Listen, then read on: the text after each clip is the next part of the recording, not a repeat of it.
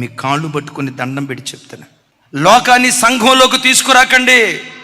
లోకంలో ఉన్న ఫ్యాషన్లో, లోకంలో ఉన్న కల్చర్, లోకంలో ఉన్న పద్ధతులు జీవం కలిగిన దేవుని సంఘానికి తీసుకురాకండి.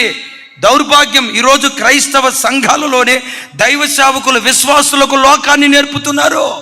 ఓ గొప్ప సేవకుడి మనవరాలు యూట్యూబ్లో వాక్యం చెప్తుంది.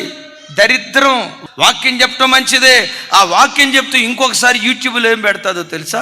ఐబ్రోస్ ఇంట్లోనే ఎట్లా కట్ చేసుకోవాలి, పౌడర్ ఎట్లా రాసుకోవాలి, ఇక్కడ అది రాసుకున్న తర్వాత కాస్త చెంపలు ఎర్రగా ఉండాలంటే ఏవి రాసుకోవాలి, ఈ మేకప్కి మెడలో ఆ గొలుసు ఏ మ్యాచ్, ఈ బ్లౌజ్కి మ్యాచింగ్గా దీని మీద ఏ చున్నీ వేయాలి, ఆ చున్నీకి మ్యాచింగ్గా కింద ఏ డ్రెస్ వేయాలి, ఎట్లా నడవాలి. నడిచేటప్పుడు కూడా నేను జడ్జి చేయట్లా. ఎవడైనా తన్ను తాను పాడు చేసుకుంటే వేరు. దేవుని ప్రతినిధిగా నేను నిలవబడిన తర్వాత సంఘాన్ని పాడు చేశానా, కలిగే ఉగ్రత అంతా ఇంత కాదు.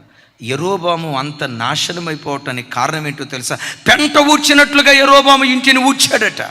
ఎందుకో తెలుసా? ఇశ్రాయేలీలందరినీ తప్పుడు త్రోవల్లోకి నడిపించిన ఒక భ్రష్టరాజు. ఇలాంటి సేవకులను చూస్తే రేపు వీళ్ళకి ఎలాంటి గతి పడుతుందో భయం వేస్తుంది.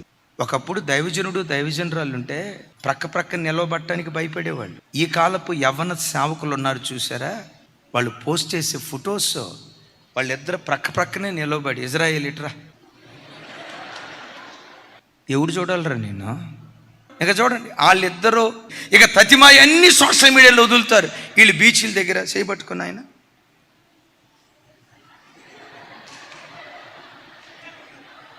ఎవరు ఆత్మపూర్ణులు, ఏది మనలను పరలోకానికి చేర్చే బోధ, ఏది సమర్పణతో బ్రతికేటువంటి సేవకులు, ఎక్కడ మనం కట్టబడాలి, ఆ ప్రత్యక్షత క్రైస్తవుడికి లేకపోతే. కొంతమంది కింద కామెంట్ పెట్టే కామెంట్ ఏంటో తెలుసా? వాళ్ళు బ్రాడ్ మైండ్ కలిగిన సేవకులు. మాంసం తింటావని ఎముకలు మెల్లో వేసుకొని తిరగం. భార్యాభర్తలైనంత మాత్రాన ఆ విచ్చలవిడితనం బయట ఉండకూడదు. ఒక వివాహం కాని యవ్వన బిడ్డ వాళ్ళని ఆ కోణంలో చూస్తే ఏ ఆలోచన వస్తుంది? సేవకుని ఏ కోణంలో చూడాలి?